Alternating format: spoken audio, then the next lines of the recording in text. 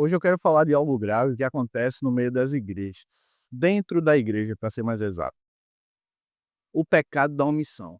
Sabe aqueles líderes que encobrem os pecados para não gerar um desconforto nos membros?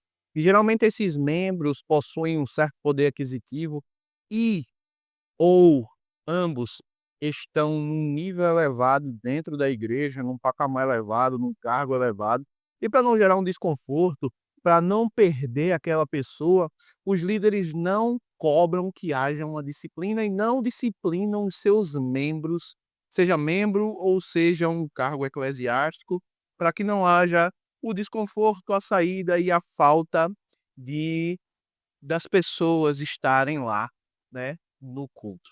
Isso não é novo não, já vem de muito tempo.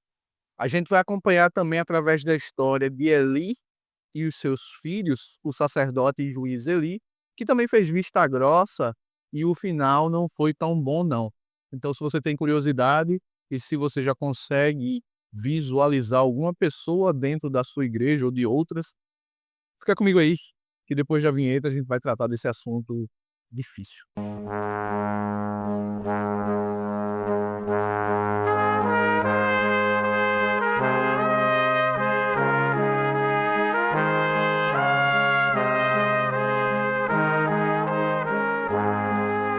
Meus amados irmãos, é motivo de muita alegria estarmos mais uma vez aqui com os irmãos e no vídeo de hoje nós vamos falar um pouco sobre a história do sacerdote Eli e mostrar para vocês, né, a gente vai entender que a história ela não está desatualizada, ela se repete nos dias de hoje. Se esse tema já te intriga, já deixa o teu like abençoado e fica conosco aí, dá sugestão de vídeos, de temas, que a gente vai ficar muito feliz.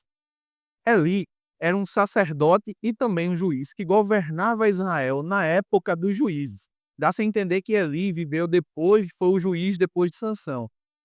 Mas Eli era um homem bom, um homem que era temente a Deus, um homem que fazia o que era correto. Todavia, Eli acabou falhando em um momento quando os seus filhos começaram a errar e Eli não os repreendia. Os seus filhos, Ofni e Finéias, também sacerdotes, que é que eles faziam?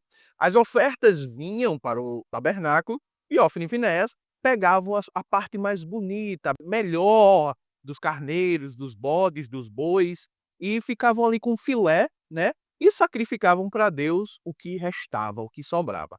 Também, Ofni e Finéias, não contente com essa coisa que eles faziam de ruim, as mulheres que ficavam ajudando ali na frente do tabernáculo, eles seduziam as mulheres, traziam para dentro do tabernáculo e pecavam com as mulheres dentro do tabernáculo, profanando o tabernáculo divino. Muito provavelmente, Eli já tinha sido repreendido pelo povo mesmo, as pessoas revoltadas com as atrocidades que seus filhos faziam e Eli não fazia nada. Porém, ele fazia vista grossa, fingia que nem ouvia. Mas Deus um dia trouxe um homem, né? Enviou um homem para falar com Eli e disse: Eli, ó, já deu o que tinha que dar, Deus não está se agradando, e os teus filhos vão morrer no mesmo dia, a tua descendência não subsistirá. Você e seus filhos serão os últimos e acabou. Se tiver descendente, vai morrer também. Como o profeta de Deus falou, os homens, Ofni e Finéias, os filhos de Eli, morreram na guerra, os filisteus vieram, e além deles morrerem, sequestraram a arca do Senhor. É certo que depois a arca lá e Deus fez um estrago lá nos filisteus, porque eles roubaram a arca, mas eles conseguiram roubar a arca. Ofni e Finéias morreram, a arca foi levada, quando Eli soube da notícia, caiu da cadeira para trás e morreu. Essa história, ela faz a gente refletir um pouco sobre algumas questões.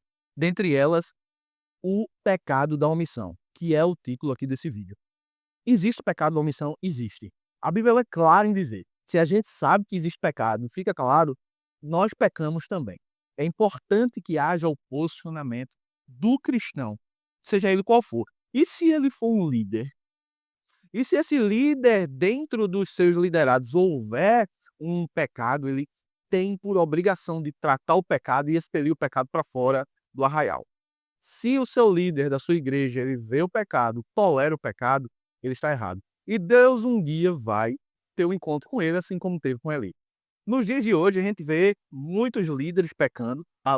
No caso de Eli, eram os filhos, que também eram líderes, né. Mas a gente vê também os líderes mor, né, os maiores líderes pecando também. Nos dias de hoje, a gente vê alguns tipos de pecado. Por exemplo, a gente vê o pecado da corrupção. Quantos líderes têm se corrompido? Se você abrir o Instagram aí, naquelas páginas de fofoca gospel, fofoca não, informação gospel, a gente vai ver que nessas páginas são alimentadas por esses escândalos. E a gente vê inúmeros pastores que são escorraçados das suas congregações, das suas denominações, porque passam anos e anos roubando o povo.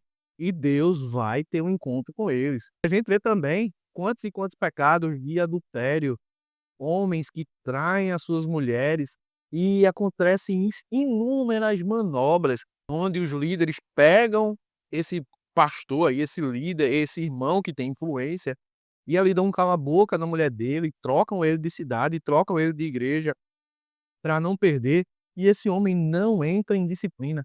Eu não sei como é na sua congregação, mas na minha igreja existe na teoria, existe um período de disciplina. Se alguém peca e desonra o nome do Senhor, isso é para qualquer membro, seja dele um porteiro, um membro, um irmão que só vai lá, assiste o culto, senta e vai para casa, ou alguém que tem influência, ou até mesmo os líderes. Eles precisam passar pelo processo de disciplina. E esse processo de disciplina envolve um período sem tomar Santa Ceia, envolve algumas coisas que as pessoas não podem, congregar de fato e fazer aquilo que elas fazem nos ritos, né, da igreja. Ficam um pouco afastadas. Não são impedidas de ir para a igreja, mas ficam um pouco afastadas e toda a congregação sabe que aquela pessoa errou e que ela está em disciplina. Só que isso não acontece. Acontece o pecado, mas não acontece a disciplina. E isso eu estou falando nos dias de hoje.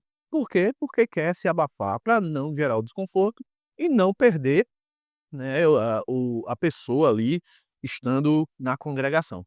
A gente tem que entender que esses líderes, geralmente, eles são extremamente hipócritas. Líderes que são, assim como Eli, né, que pregam para o povo ser, mas geralmente eles não fazem. No discurso, fala, acontece, um irmão ou outro ali, ele recebe uma disciplina que deveria receber, mas a gente sabe que na totalidade isso não acontece com todas as famílias dentro da igreja. Mas Deus está vendo e ele que vai tomar conta dos líderes. Deus é que vai olhar, visualizar e agir, não eu e não você. O motivo de eu fazer esse vídeo não é uma rebelião, não, porque na história de Eli tinha o sucessor de Eli, que não era um dos seus filhos, e sim Samuel. Você conhece a história de Samuel. Samuel foi ensinado por Eli. Samuel, ele aprendeu de Eli tudo o que Eli poderia passar para ele. Samuel entendeu o que Eli estava fazendo. Muito provavelmente, Samuel via Ofni e Finéias cometendo os erros, mas foi o que ele fez. Ele conseguiu manter o padrão de responsabilidade que ele tinha com Deus, do sacerdote, o ofício que ele fazia ali dentro do tabernáculo, e se manteve firme. E quando apareceu a oportunidade, o povo disse: ó, Samuel estava no meio, ele sabe fazer, ele viu ali trabalhando, mas ele não se corrompeu. Eu e você, nós precisamos ser a geração de Samuel. Nós precisamos ser iguais a Samuel. Ver o pecado, se possível, instruir a pessoa, aconselhar a pessoa, quando não, orar. Pedir orientação a Deus, que Deus, que vê tudo lá do céu, ele vai se responsabilizar pelos líderes. É ele quem vai lá, é ele quem intervém, é ele que manifesta a ira e a justiça dele. Porque nós, se fizermos isso, nós ganhamos o título daquele que vem o escândalo. E a gente sabe, a Bíblia deixa claro para a gente que Deus ele não gosta daquele na qual vem o escândalo. Então, se você visualiza esse tipo de erro dentro da sua igreja, ore, tenha um temor de Deus, que Deus irá tratar com Eli, e você, Samuel, um dia, quando chegar lá, vai lembrar dos erros de Eli, lembrar dos erros de Ofni e Finéias, e não vai cometê-los. Se eu conseguir te ajudar com mais essa questão, eu vou ficar muito feliz. Peço que Cristo continue abençoando tua vida, tua casa, tua família, e eu agradeço a oportunidade, em nome de Jesus.